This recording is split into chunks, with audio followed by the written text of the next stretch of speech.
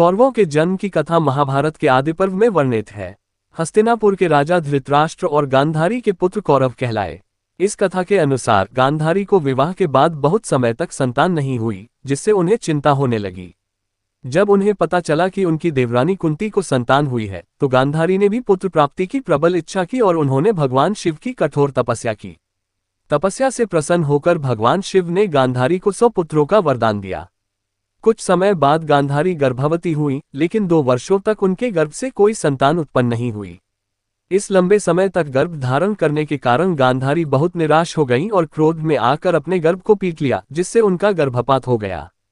इसके परिणामस्वरूप उनके गर्भ से 1 मास का लोथड़ा निकला। इस घटना से गांधारी अत्यंत दुखी हो गईं। तब ऋषि वेदव्यास ने गांधारी को सांत्वना दी और उस मांस के लोथड़े को 100 टुकड़ों में बांटने का सुझाव दिया।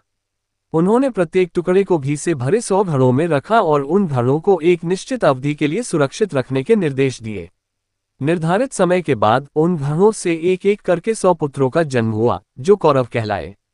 सबसे पहले दुर्योधन का जन्म हुआ, जो कौरवों का सबसे बड़ा पुत्र था। इसके अलावा गांधारी की एक पुत्री भी थी, जिसका नाम दुश्ला था।